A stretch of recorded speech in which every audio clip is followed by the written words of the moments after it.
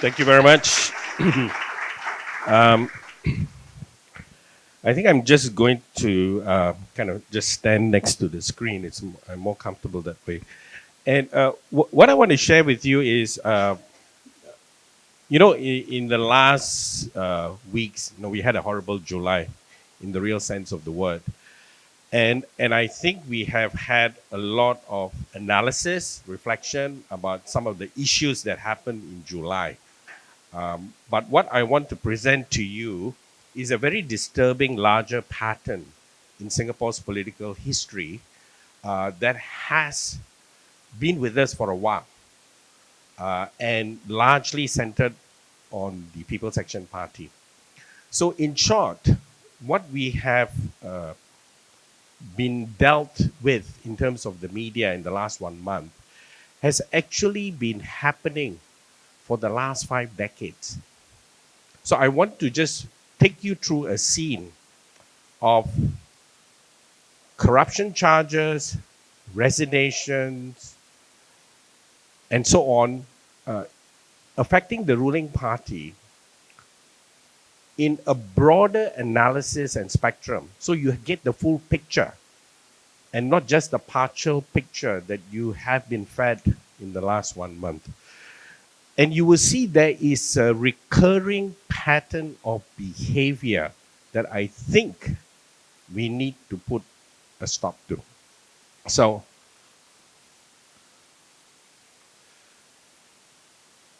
I think the first thing to keep in mind, globally and regionally, right, the key issue on good governance is public accountability. So, whether you go to Thailand, whether you go to Malaysia, whether you go to Europe, North America, the issue of public accountability, to be able to be publicly accountable, is key. And I think what has happened in the last month just nails in the point that this is really and severely needed in Singapore. Secondly, we have a political system that requires reform. Reform in the way to have institutionalized checks and balances. I think more now than ever, it is quite clear things cannot go on this way. We need to have a more accountable system, and we need reform to a checks and balances system. And my colleagues will eventually unpack what this would look like from the SDP point of view. And last, I also wanted to just mention there's an evolving nature of politics around the world, around the region. One party cannot take it all. Now, you have seen the case in Malaysia, in Thailand. We are going through a period of political evaluation globally, regionally, and Singapore will not be spared towards coalition politics. But in coalition, we have to understand a two-part coalition. There will be a coalition which is pre-election. And coalitions that are often formed pre-election, usually they are values aligned. Parties, personalities come together because they have an agenda. And often these days, the ones with a clear reform agenda are the ones that cross the line. Again, I'll come back to Malaysia, Thailand, because these are things in the news. But of course, what we are dealing with also is a different type of coalition post-election. Now, this is going to be a problem, and this is what we are seeing in Thailand and in Malaysia, and we should be guarded about this in Singapore, because if the values and the reform agenda changes post-election into a different type of coalition, and you are not values aligned and you're not reform aligned, then your reform agenda may go asunder. So I wanted to just give you the big picture there. And then let's come back to the point at hand. I'm happy to, make the PowerPoint available in one form or another. But I just wanted to highlight to you that we have issues of corruption with the ruling party's MPs and ministers since 1966. Right? Many of you may not be aware. Since 1966, you had the Minister of National Development. In 10 years later, you have another Minister for State, also found guilty for corruption. And then within a few years, we have the very famous Fei Yu Kok, Member of Parliament, absconding and was, not tracked for 3 decades. Whereas when somebody posts something online, they can track and block you. But they can't find this guy for 3 decades, right? Until he surrendered in 2016. And then, of course, the very well-known case of the Minister for National Development, Tay Cheng Wan, who committed suicide just a few days after the charges became public. But what we see is a pattern that has long been in place. And then we have, about 10 years ago, Michael Palmer, because of extramarital affairs. 2016, David Ong, extramarital affairs. I'll come to the more recent cases, but here, the issue is really the transparency of how the transition of sitting MPs are managed. What you will see as we go along here is some patterns of behavior. First, in the old days when we had the single member constituency, often there was a by-election. So there was some level of accountability. But moving forward, because we have a GRC system, there's no by-election. Because there's been a court case and it has been ruled that the Prime Minister can decide to call. And he's chosen not to call. We have 5 GRC affected to date. 5 GRC means there is 700,000 voters in total who are affected by a missing MP. Okay, the verdict is out, not out yet on the West Coast, but that's another 150,000. And yet there's no accountability, there is no calling for election, because what we can see here now is the GRC system actually doesn't give you accountability. It's another reason why that should be done away with, because you can't hold the perpetrator to account. The second thing is, and you're not going to be surprised by what I'm going to say, some of the constituency where they were affected miraculously disappeared in the next election. Right? I see smiles on your faces. So here it calls into question another level of accountability. That is why we also need to have an independent election commission. Because if the patterns are so clear, the affected SMCs disappeared, of course they are going to tell you the standard answer, because of population changes, demography. We have been hearing this for the last 5 decades. So these are some of the key features. The GRC system with this level of corruption, with this intensity, doesn't give us electoral accountability. Right now, as we stand, 700,000 voters are affected. And the redrawing of boundaries, and you can see this is a consistent pattern.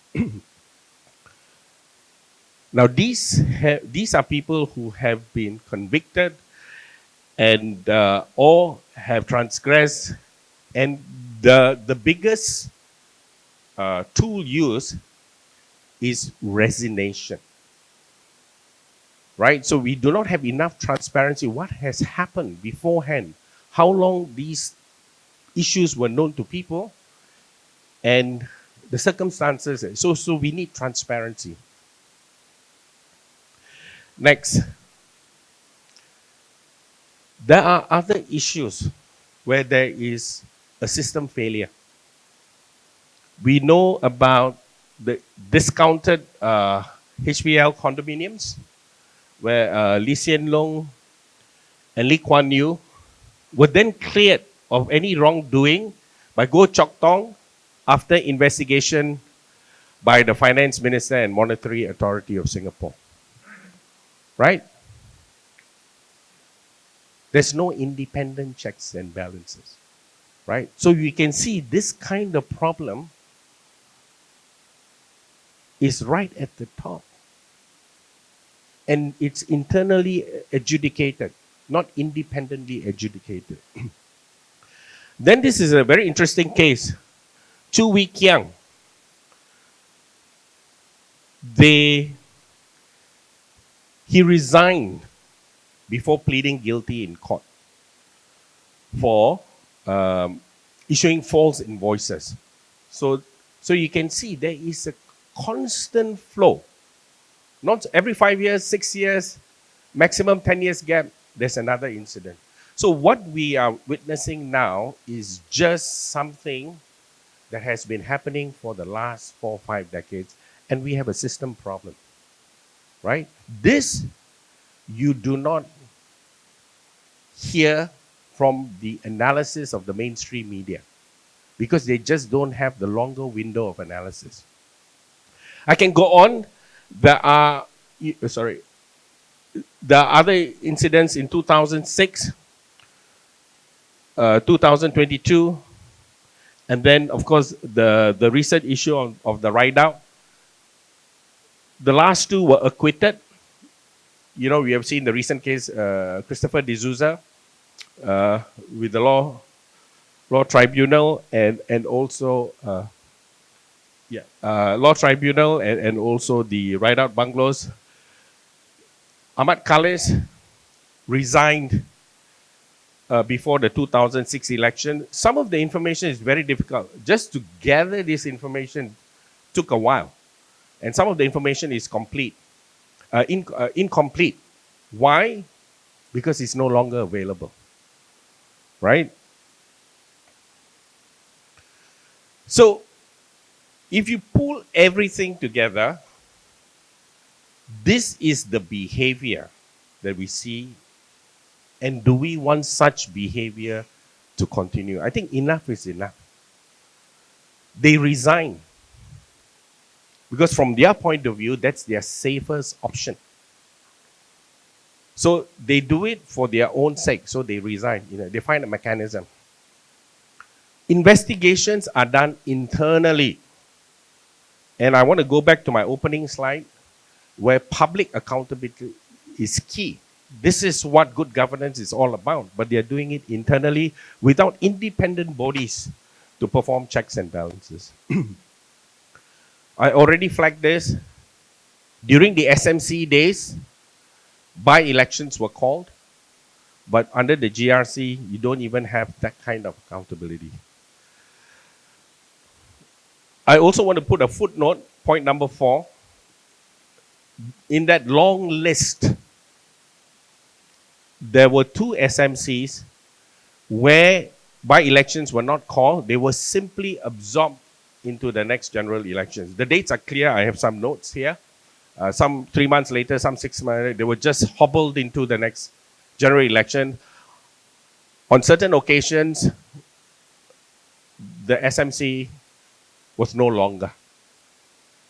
Now, this is important. Information of MPs who have resigned